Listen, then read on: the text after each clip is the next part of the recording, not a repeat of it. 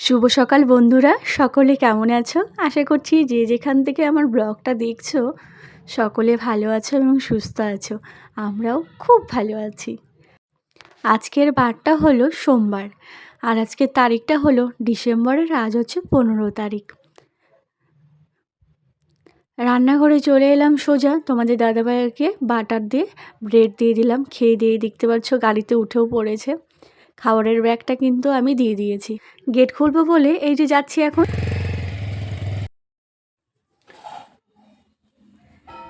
Good evening বন্ধুরা।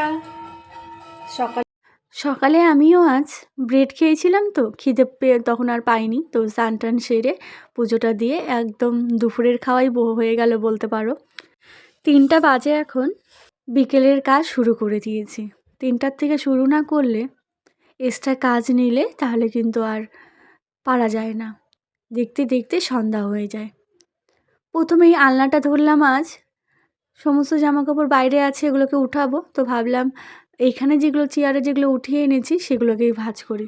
মেয়ে ভীষণ রেগে গেছে, মেয়ে বলছে এখন বাইরে যাবে, গেটটা খুলে দাও। গেটটা আমি ভিতর থেকে আটকে রেখেছি।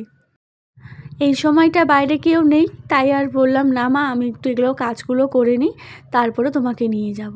দেখো মেয়ের তো কোনোভাবেই রাগ কমছে না, ও সেই জুতোটা নিয়ে আবার খেলা করছে। এদিকে আমি বলছিলাম যে মা এটা ধরে না, নোংরা।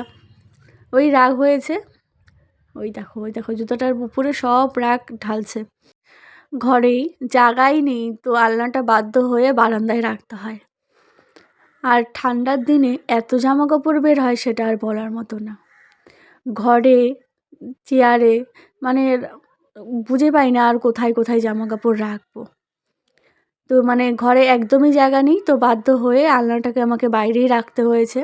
সবাই এসে বলে কী রে, তোদের আলনা রাখার আর ঘরে জায়গা হয় না? তো না গো, হয় না।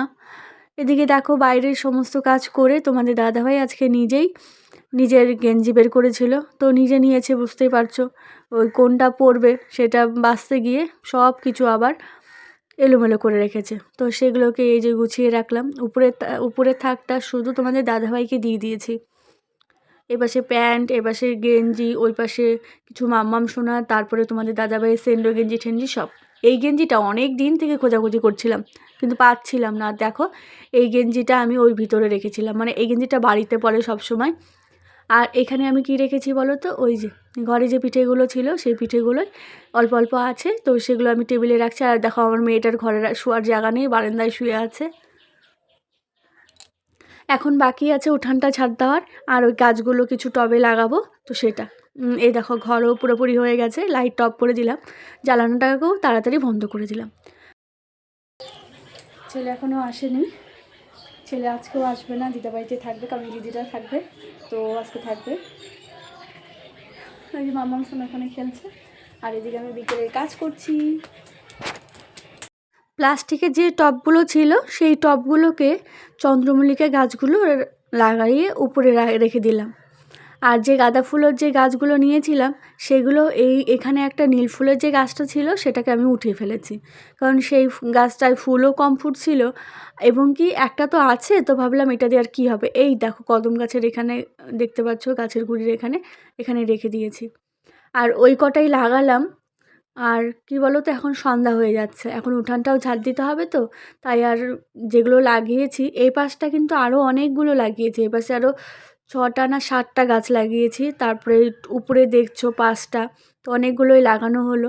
আর এখন আর যদি লাগাতে যাই সন্ধ্যা হয়ে যাচ্ছে, সন্ধ্যা দিতে হবে, উঠানটা ঝাড় দিতে হবে, তাই আজ আর লাগাবো না, যে কটা বাকি আছে পর লাগাবো। এদিকে সব গাছের যে ওই যে ছিল যে প্লাস্টিকগুলো সব কুড়িয়ে কাড়িয়ে পিছন দিকে ফেলে দিচ্ছি।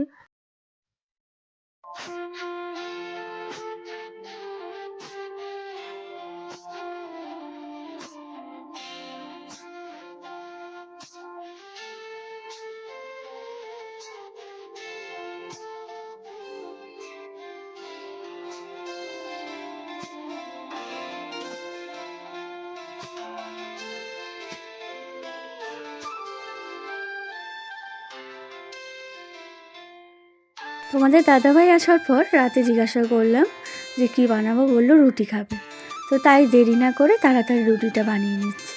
এইমাত্র ঘরে ঢুকলো। তো আমি বললাম রুটিটা কি আমি বানানো শুরু করব? বললো হ্যাঁ করে দাও। যেটাতে রুটি ছাকতাম সেটা আমার ভেঙে গেছে, তাই এইভাবেই আজকে রুটিগুলো ছেঁকে একটার পর একটা বানিয়ে নিচ্ছি। আর তরকারি করতে হবে না, তরকারি আছে, সকালে যে চচ্চড়ি তরকারি সেটাই আছে, সেটা দিয়েই হয়ে যাবে। আর তোমাদের দাদাভাই এদিকে খেজুরের গুড় নিয়ে এসেছে, তো সেটা দিয়ে আজ বানাবো কী বলো তো, ছোলা গুড় বানাবো। তো কীভাবে বানাই চলো তোমাদের সঙ্গে শেয়ার করছি, তোমরাও দেখে নাও। এখানে অল্প জলের সঙ্গে অল্প গুড় দিয়ে দেবো ছোলা গুড়। তো তারা তোমরা বাড়িতে এরকম রুটির সঙ্গে ছোলা গুড় খেতে পছন্দ করো? ঠান্ডার দিন মানে রুটির সঙ্গে ছোলা গুড়, ঠান্ডার দিনে এটাই হচ্ছে মেন খাওয়ার বলতে পারো। রাতে সকলকে বসিয়েছি, এরপরে তোমরা আরও দেখতে পাবে। আমি যে গুড়টা জাল দিলাম সেই গুড়টা চাল দেওয়া হয়ে গেছে, তো ভাবলাম চলো তোমাদের সঙ্গে একটু শেয়ার করি। তো চলো দেখো কেমন। এই দেখো ছোলা গুড় আমার রেডি হয়ে গেছে, দেখতে ওরকমটাই লাগছে না? তো যারা আমার মতো এই খেজুরের গুড় কামড়ে খেতে পছন্দ করো না, তারা কিন্তু এইভাবে জাল দিয়ে দেখে একবার খেয়ে দেখতেই পারো। মানে স্বাদটা কিন্তু সেই ঝোলা গুড়ের মতনই পাবে। যদিও বা ঝোলা গুড়ের টেস্টটা একটু অন্যরকম হয়, তাও আমার কাছে মনে হয় যে ওই কিছুটা একটু তো একই রকম লাগে আমার কাছে। তো অনেকের কাছে নাও লাগতে পারে। তো চলো, আজ তো ছেলে নেই, এদিকে দেখো আমার পাটা ঝিঝি ধরে গেছিলো, তো ওইভাবে হাঁটছি। সেই কারণে ছেলে থাকলে ছেলেই আমাকে জল ভরা থেকে আসন করে দেওয়া, এগুলো কিন্তু আমার ছেলেই করে। আজ তো আর ছেলে নেই যে ছেলেকে বলবো বাবা তুমি জল ভরো, বা বলতেও হয় না। আমি শুধু বলি বাবা আমার খাওয়া রেডি হয়ে গেছে, তো বলে মা হয়ে গেছে, সঙ্গে সঙ্গে ও সবার আসন জল গ্লাস সব কিছু নিয়ে কিন্তু গুছিয়ে নেয় সবটা। তো এই জিনিসটা কিন্তু করে, যেটা করে তো আমি সেটাই শেয়ার করি তোমাদের সঙ্গে। এটাকে তো দেখিয়েছি। তোমাদের দাদাভাই বসে পড়েছে, দেখতে পাচ্ছ। মাম্মাম সোনা দুপুরে ঘুমায়নি, সন্ধ্যার দিকে ঘুমিয়ে গেছে। আর যখন আজকে ঘুমালো আমি কি করেছি বলো তো, একদম দুপুরের যে ভাতটা ছিল গরম করে খাইয়ে দিয়েছি ভাত। তো সেই কারণে আজকে না ওঠালেও চলবে। আর একবার উঠেছিল রুটি বানানোর আগে, একবার উঠেছিল, তো আমি খাওয়ালাম, তো আবার ঘুমিয়ে গেছে। তো আমি বললাম থাক আজকে আর রাখতে হবে না। আর এই দেখো বাইরের সন্ধ্যার লুকটা ঠিক এরকম লাগছে। কেমন লাগছে ফুলের টবগুলো ওখানে রাখার পর অবশ্যই কিন্তু জানিও। আজকের ব্লগটা এখানেই শেষ করছি।